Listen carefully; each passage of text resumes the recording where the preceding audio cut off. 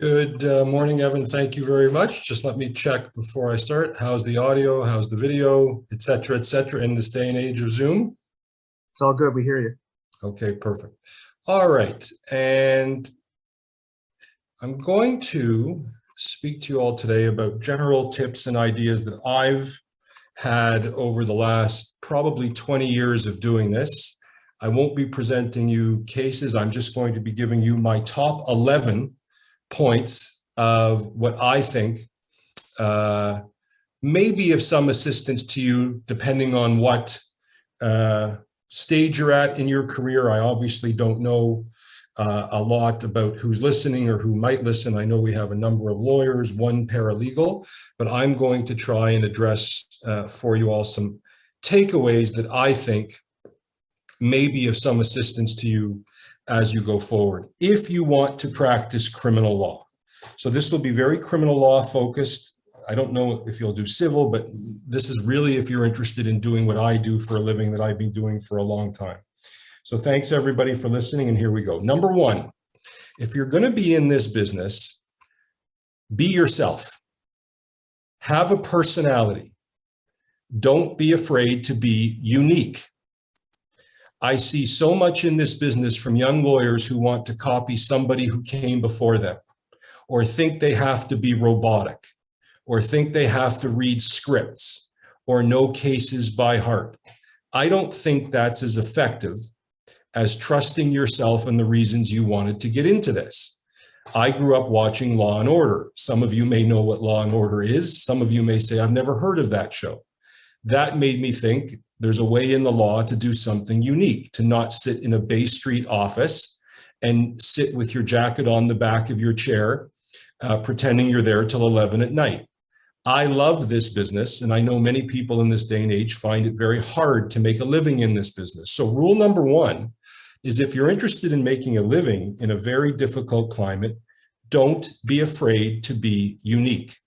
As many of the lawyers here, perhaps the judge and perhaps the Crown will tell you, not that I'm going to ask them to second this, you'll see many of the characters in this business who have passed away or retired. The ones that you can name and remember were all thought to be unique. They were characters. I don't see anybody in this business getting an epitaph or an obituary that says they were boring but semi-effective. To do this job, you have to use your own personality and be true to yourself. And you have to be courageous politically. So no matter what your politics are, we don't have enough time to get into it today. I think everybody understands the leaning of the political world these days and what you're allowed to do and not what you get canceled for. If you want to be a defense counsel, you better have some courage politically. You better not be afraid of being criticized on Twitter.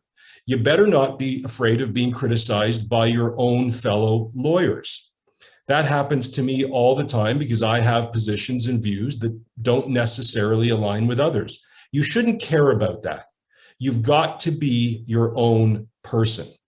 And when I talk about being courageous politically, think about the Me Too movement. You can think whatever you want about it, but if you're not a defense lawyer who's going to push back on this idea that allegations are truth and we have to believe all fill in the blank, then you have no business, in my view, being in this position. You better have a backbone. You better not be worried about the current zeitgeist, and you better have at the top of your mind the concern that no innocent person charged with something goes down without a fair fight. And so when I say be a personality, be unique, be yourself, that literally means what it is. You can read 1,000 cases, but if you're going to tiptoe around some of the hot button topics in our world, you shouldn't do this. And if you're worried about doing it and you hear me say that, and you think that my side is the dark side, too many young lawyers, too many lawyers in the defense bar are reluctant to think about being a crown. Now, because of economics and the economy and COVID, many excellent defense lawyers have moved to the Crown, but there are some that have a resistance to it. Don't. There is, in my view, nothing more noble than being a Crown attorney. I've always thought that from day one. If you don't believe that this is a job of advocacy, not being a true believer, but an advocate, not drinking the Kool-Aid on either side. And we'll come to that in a little bit. But you have to understand that this is a job of advocacy. And if you're on this side, you cannot be worried about winning a popularity contest. On the notion of being yourself and having a personality, are you original? Are you a storyteller? Are you somebody that needs to have a script when you walk into a courtroom? Are you overly nervous? If you're not a storyteller and if you're not comfortable on your feet, litigation and advocacy may not be for you. And for some people, that's just the way it is. I work with people who do not want to go into a courtroom. They're absolute geniuses, the smartest people I know. And we'll talk about that later. But they don't want to litigate. So that's not a knock on anybody. In fact, it's praise. One of the people I think the world of doesn't want to litigate, but he's the smartest human being I've ever met when it comes to the criminal law. So know your strengths. Why are you here? Why are you at this seminar today? Why are you listening to this for CPD? You must be thinking to yourself, I want to get better at being in the courtroom. And the bottom line to rule number one is your story going to be better than the storyteller you're opposing? If your story is not going to be more compelling and your ability as a storyteller, particularly if you do jury work, to not be more compelling than your opponent's story, then you're probably going to be in the wrong line of work, no matter who or what your client is or what he tells you. Rule number two, and this is one that I see many young lawyers making a mistake. So let's just call rule number two what it is. Learn from your mistakes. This is a world where, again, if you use anti-social media, I never call it social media. I refuse to. I think it's the scourge of the world and it's made the world worse. You get the idea that if you fall flat on your face, you can never get back up. You're a failure. You're going to have depression. You're going to have PTSD and all these other mental health issues that, you know, in this day and age, nobody ever is raised with the idea that the whole idea of success is you fail a bunch of times and get back up. So in this business, what's an advocacy tip as it might relate to your practice or what you're looking to do? Failing in this business as a criminal defense lawyer is a given.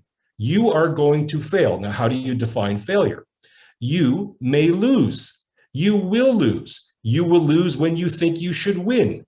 You will lose when you think you should lose. You will lose when you don't see it coming. And we'll talk about the roles of judges and juries in just a moment. But is it really losing or failing when the verdict doesn't go your way? I see so many young lawyers taking it to heart, taking it personally. The only way you should take it personally, the only time you should take it personally is when you failed, not when you did the best you could do with the hand you're dealt. And when it comes to learning from your mistakes, I can't tell you how many judicial pretrials I've sat through, and that's a conversation with a judge behind closed doors where you go over the case, what you're going to litigate, where lawyers don't make reasonable concessions.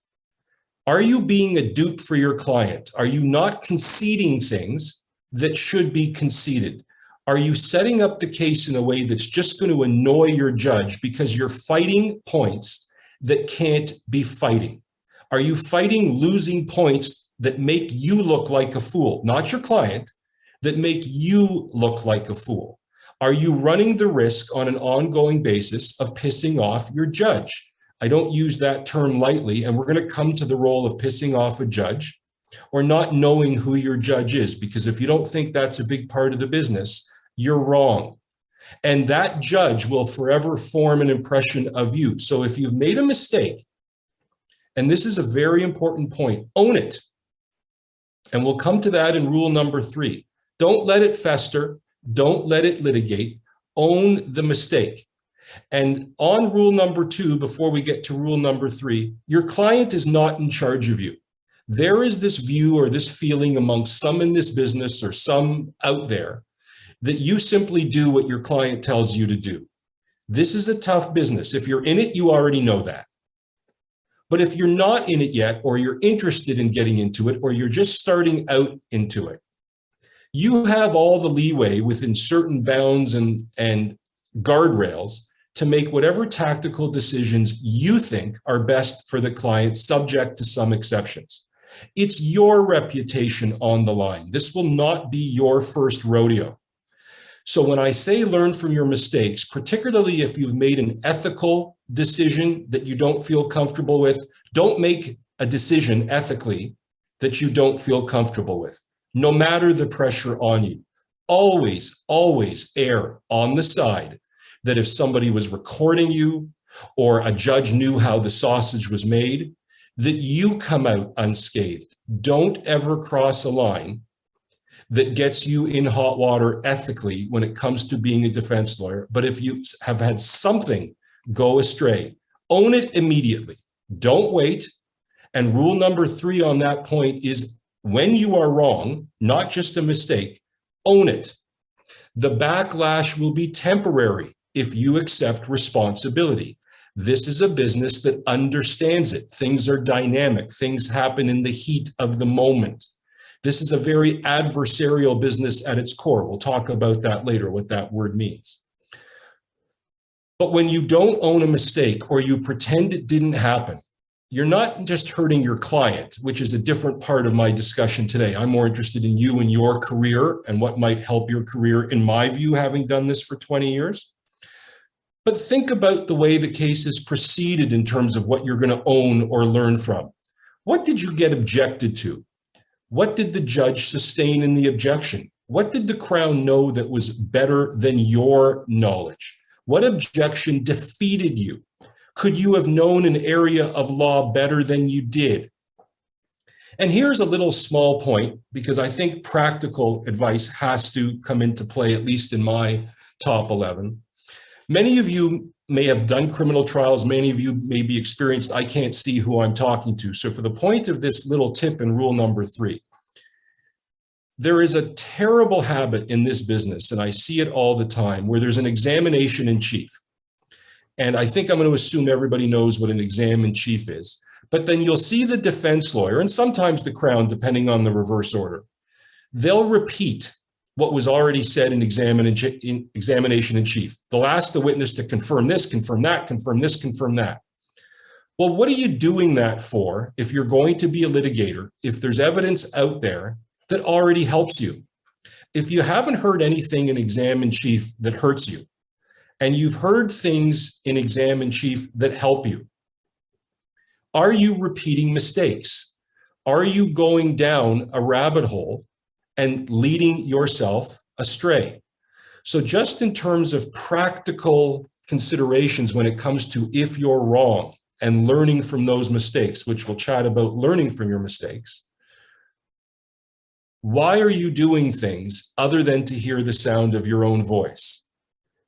There is something in this business where, whether it's the cliche, keep it simple, stupid, or cut to the chase, so often, even when I'm reading transcripts for appeals, I just see somebody prattling on about something that was already out there and a fact or evidence on the record 3 hours before they even stood up. Be cautious about that. Think through what you're doing. Think through, is this about you putting on a show for the client? Or is this just, as it should be, about you saying to a judge or a jury, here's the evidence, here's what was said? And don't try to show off for a client. I can't tell you how many times I've taken cases, taken over cases, seen transcripts where a lawyer is putting on, as I said, a bit of a show for the client because they think that will do something. It may in the short term. Maybe they'll go to their cellmate and you'll get another client out of it. Maybe. But we're in an unseemly business. If you do too much of that and you don't exercise your good judgment, you're not going to be seen as the cream of the crop. You're not going to be seen as just a notch or hopefully quite a few notches above your client. Or worse, you could be seen as misleading the court or taking an ethical shortcut, or not apologizing if you've misstated something. Don't be afraid to do that, but use your judgment. You're not the client. Don't substitute your judgment or discretion for them. Rule number 4, play to your strengths and work on your weaknesses. That's a really important one, and it ties to the number one rule that I think is important about being unique, being yourself and your personality. Here's something that you may not have experienced yet if you're young at this, and even if you're not young in it, I see so many lawyers not going down this road. So I'll put this to you. If you've done a cross-examination, are you able to write as you cross effectively?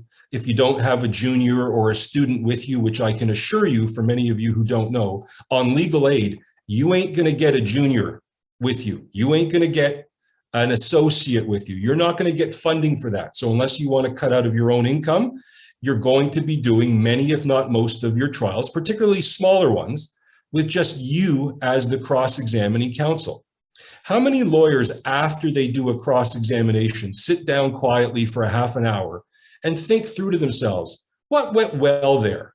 What didn't go well there? Where did I get tripped up? Where did the witness push back? What could I have done differently? And if you don't sit down and write those lessons out for yourself, it's just a disposable day in court that you're never going to think about again. Were you looking at the judge's face as you were cross-examining? How was he or she reacting? Make notes about that to yourself, because you're going to see that judge again, and that's going to be a big subject coming up in just a moment. But if you don't, after a cross-examination, sit down with yourself and have a heart-to-heart with yourself, because there's nobody else who's going to do it, sit down and write it. Because if it's not there for you, the same way you might have had advice in your life that if you have a big decision, write out a pros and cons list, it's really helpful right fresh after a cross-examination to see what you did well, to see what didn't go well, to see what you predicted, to see what caught you by surprise, and to know what you could do better in the future. And just as a practical tip before we get to Rule 5, one of the things that I think are many lawyers' greatest weaknesses is that they simply prattle on too long. Whether it's a jury closing, whether it's final submissions, whether it's cross-examination, learn when to get in and get out. And this will tie into rule number 5, which for shadowing is called know your judge. And in parentheses, know your crown.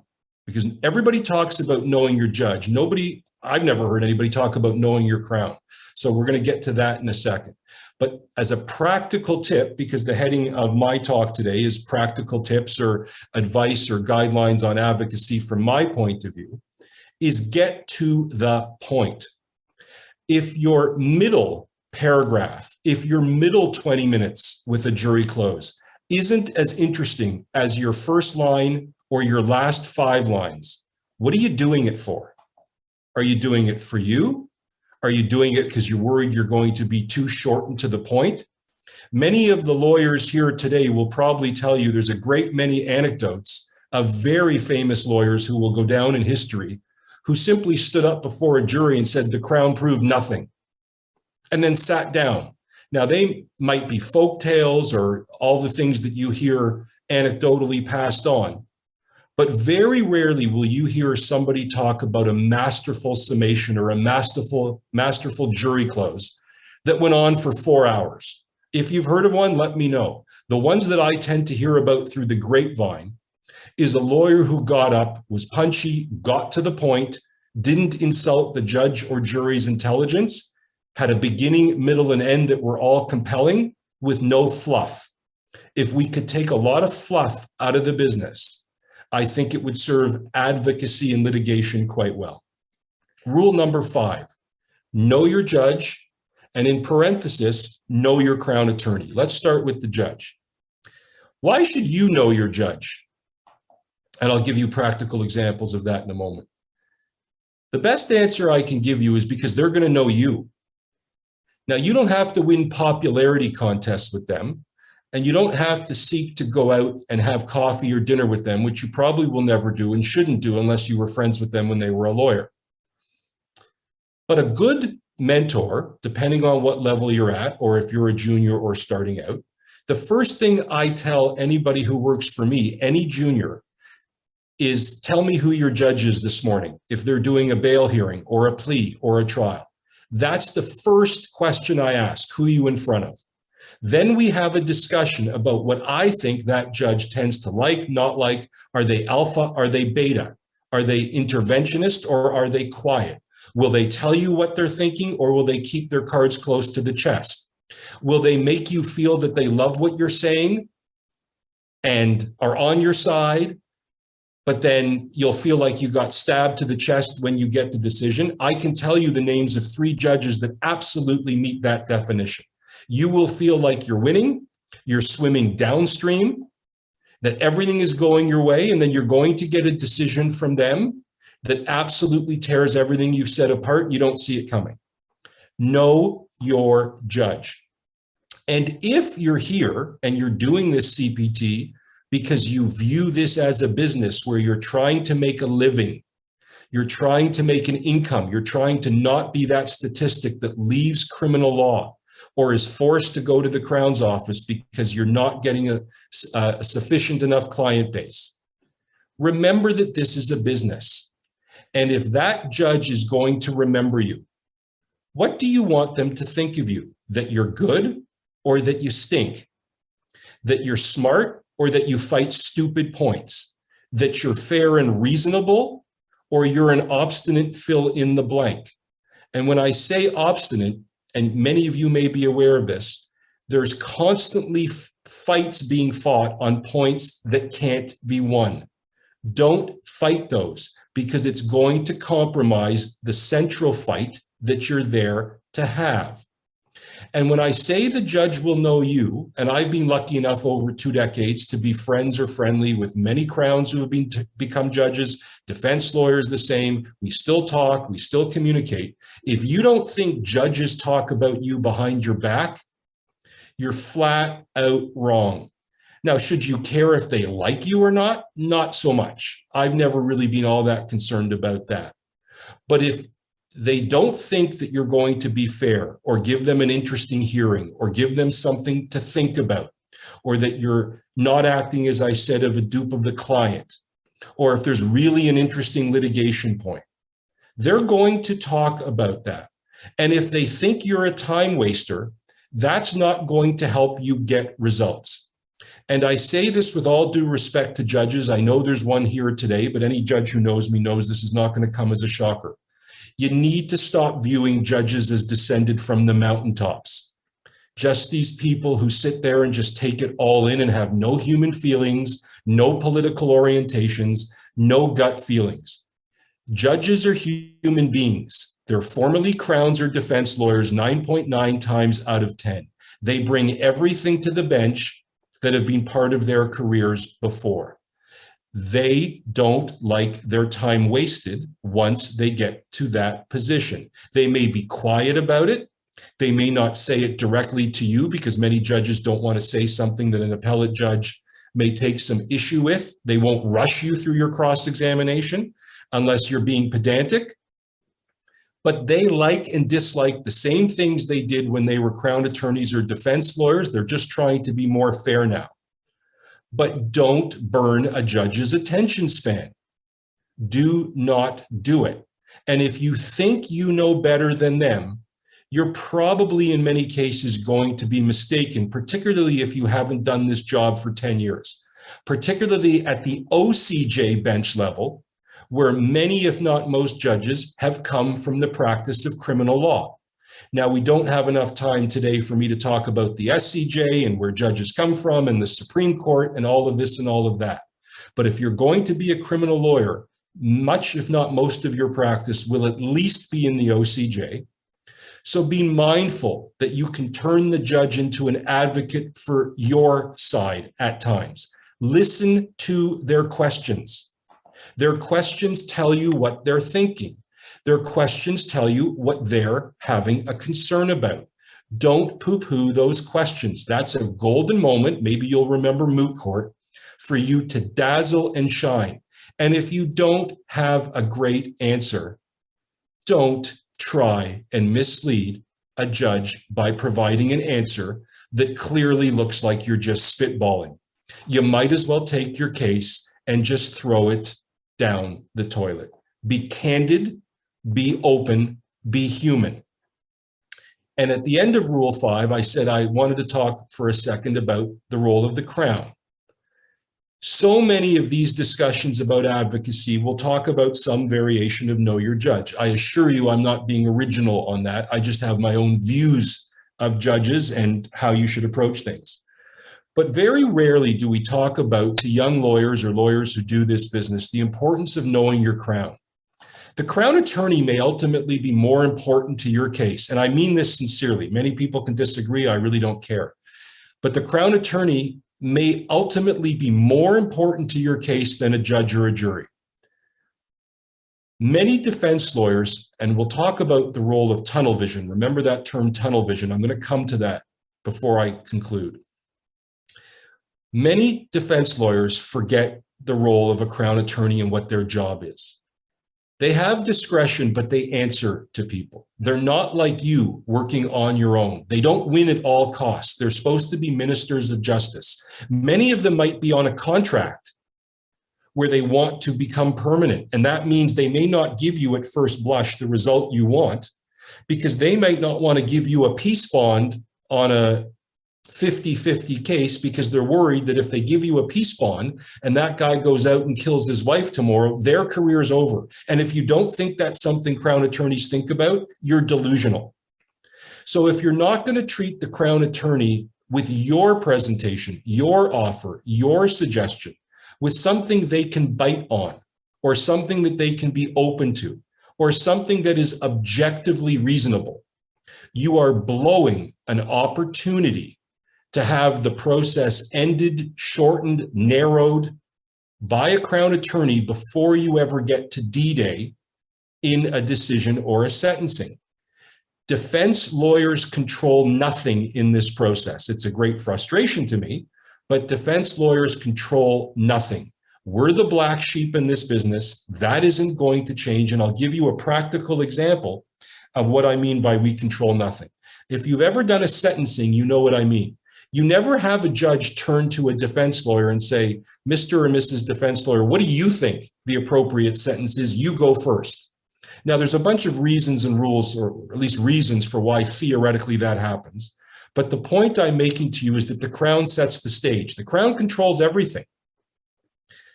And the example that I'm giving to you about a sentencing is the first thing that will happen in a sentencing is what? The judge will say, Mr. or Madam Crown, what say you on sentence? Well, you're now the salmon swimming upstream as a defense lawyer, assuming some of you are defense lawyers or hoping to be defense lawyers listening to this. You now have to respond to what the Crown says is reasonable. So if you haven't had discussions with the Crown in advance, or you haven't understood how they're approaching it, or maybe if you can narrow a range, if it's an open position where you're going to fight about it, or trying to come up with something joint, realize you're in an uphill battle from the start. And you have to answer, why is their position more reasonable than yours? Why isn't it? But remember, they set the table, and you'd be well served, in my view, that before the table is set, you have a little bit of a chat behind the scenes to see if you can give a Crown attorney some respect for what they have to do, and if you can work out a range that benefits your client. Rule number 6, work backwards in a case. I don't know if any of you have seen the movie Memento or Benjamin Button, but if this rule doesn't sit with you or you remember it, just remember those two movies. Work backwards. What are the issues that you're trying to get at? What are the issues that might be appeal worthy? What do you need to make sure is on the record so that the record is protected for down the road? What's your closing going to look like? What do you ultimately want to say to the judge or the jury? What evidence do you need beyond a shadow of a doubt, pun intended, that allows you to get to that closing that you want?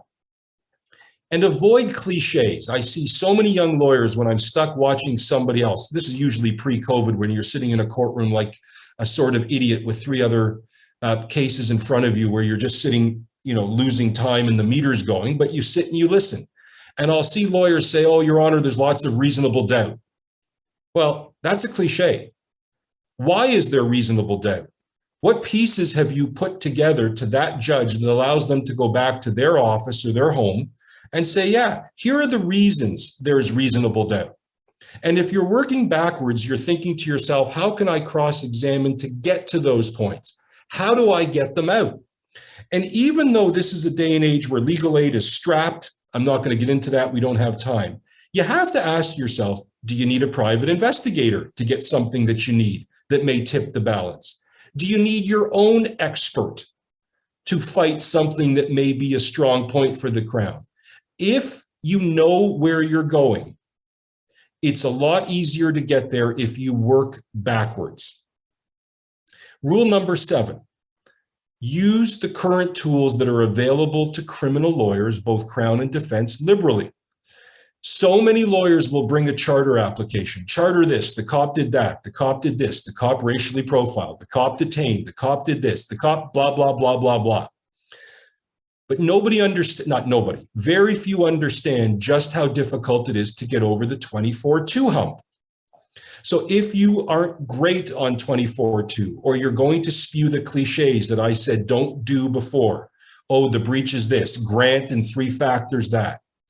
There are net letters, there are materials out there that are very current for you, that if you need an evidence refresher, Judge Watt has a weekly newsletter. If you're not great on impaired law, Judge Kenkel from Newmarket has a great book on it.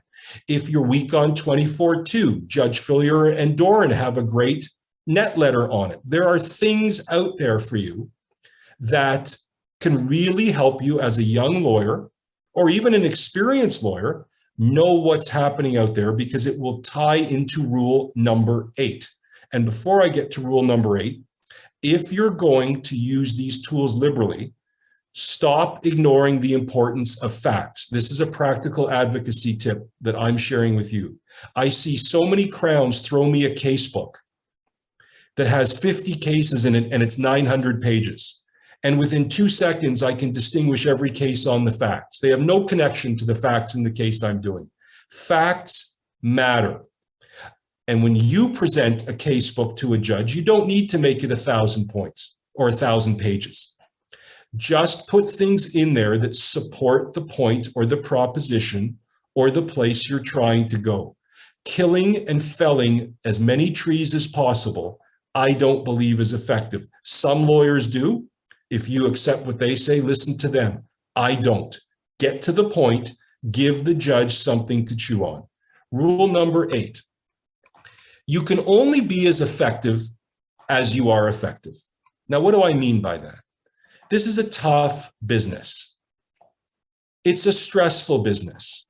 Very few people will talk about it with you candidly and openly, and we don't have enough time to do it today, so I'll skirt the subject, about just how difficult and often horrible and often unreasonable and how often unthankful your own clients will be, even when you are burning the midnight oil for them. Nothing you do will be enough. Nothing you do will make them happy. They're constantly going to complain about you to their cellmate or somebody else. Now, I've been lucky in 20 years that I know how to guard about that, and that will probably be a different seminar on a different day. But for a young lawyer, you cannot go in this business and continue and thrive if you can't give your mind a rest or a break from your work. Yes, there are lawyers, and you'll hear about them, and some of them are probably on this Zoom, that work till midnight or 11 at night, and they never stop taking calls, and they answer their phone at 3 in the morning. If that's the life you want, mazel tov to you, good luck to you, I can't help you. But if you want to be in this business, enjoy your life, be proud to do it, have fun doing it, be intellectually stimulated doing it, give your mind a rest, have other outlets. Get away from the work. When you do that, you'll be amazed at your ability to think quickly, clearly, and more effectively. In fact, ideas will hit you when you're at a movie, not because you're thinking about it, but you've sort of cleared your mind to other things. Don't be a workaholic if it doesn't benefit you, your client, your file, or your income. It is nonsense. Work hard. But if you don't have a balance, this job is going to burn you out in 2 seconds. Rule 9, You'll remember I said the term tunnel vision. Most of you watching this will probably know what I mean by that, but let's put that into practice as an advocacy tip. Tunnel vision is something that if you're a defense counsel, you probably have accused the police or the Crown of that 100 times in your career. You'll say they think dirty. You'll say there's tunnel vision. They've arrived at a decision without giving it pause, consideration, breathing room. You're pointing the finger at the cops.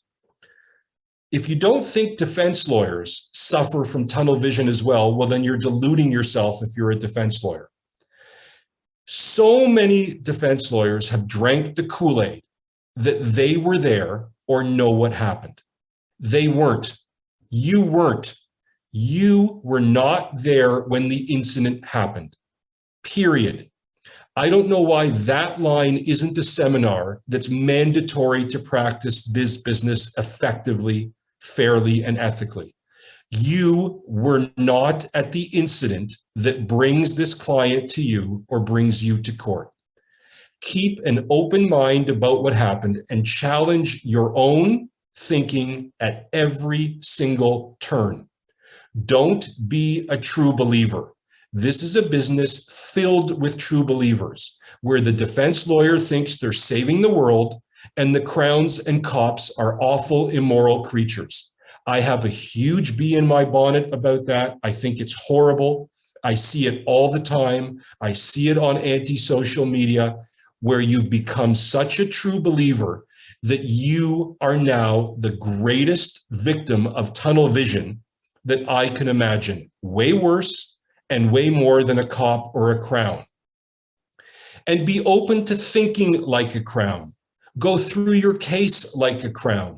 Cross-examine your client like a crown. Who cares that they'll get pissed off? That's your job as an advocate. Be open to being a crown. If you were raised with this Kool-Aid or pablum that only the defense side does noble or important work, you can affect a great many lives, if not more lives, as a fair, decent, ethical, moral Crown attorney than you can as a defense lawyer with 1 to 5 files a day. Be very careful when it comes to sentencing, and this is a tip for advocacy. Be very careful when it comes to sentencing that you're being reasonable to judge, that even in this day and age where arguably sentences are extraordinarily light or too light or crimes out of control, no judge wants to send a potential killer, rapist, domestic abuser off into the community with a willy-nilly sentence. Be reasonable. Be cautious about the jump principle or the sentencing jump or step principle. Very often a Crown will just look at a previous conviction and say, well, he did something like it again, let's double it. That's an opportunity as an advocate for you to distill down into what the sentence should ultimately be. But don't ask for something completely eye-rolling, because that's going to run afoul of all the previous rules I just told you, especially knowing your judge, protecting your reputation, and not being known as somebody whose word a judge cannot take to the bank. Rule number 10, recognize that before you can win a case, you need to know exactly how you can lose the case. Remember the rule I said just a few minutes ago about working backwards. If you don't know how you can lose the case, you will not put the pieces of the puzzle together to understand how you can win it. Again, I emphasize, stop with the true believer stuff. It's become an epidemic in this profession. I see it all the time. I see it tweeting, I see it lecturing, where there's just this true believer stuff where everything your client tells you or everything about being a defense lawyer is you're fighting the good fight, you're the noble one, and the police and the Crown are the forces of evil. And I can assure you, if you're listening to this today or on a future date, there will be a great many defense lawyers who disagree with that position I'm saying. I don't care. I think to be an effective advocate, if you cannot think like your opponent, if you cannot put yourself in their shoes, if you cannot see them as an ethical, honorable person, a police officer who gets up in the morning to try and keep the streets safe so that your kid and your wife don't get carjacked, or a Crown attorney who's got their pressures, or they've been up all night reading, or they've got to answer to a terrible deputy Crown boss, then you're not using the power of your brain, your uniqueness, and your originality to understand that the bottom line of this business is that it is a human business. And one of the greatest enjoyments I have about this business is that it is a human business. You are not working at a warehouse packing boxes, which arguably is a much harder job, by the way. Lastly, rule number 11. This is a really important one, and I don't see enough discussion about it. Surround yourself with smart people who will challenge you. I hate to break this news to you, you are not the smartest person in the room. You're just not. There's a saying, I don't know who it's from. I think maybe Jack Welch, if you know who that is. If you're young, you have no idea who I'm talking about, you can Google it. That if you're the smartest person in the room, for the majority of your life, you're in the wrong room. That's actually very good advice in this business. Consult others about your case. Avoid creating an echo chamber where everybody's reinforcing, oh, that's great, that's going to win with the jury. The jury's going to love it. They're going to lap that up. This is a very congenial business. Very. Consult others. Put an idea through them, past them. Do not be an island unto yourself in some little cubicle or laboratory or library stacks like when we went to law school where you're on your own. And if you're a person who's going to do jury work, and I'll end on this practical tip. You don't have to do it, but it may appeal to you in a sense.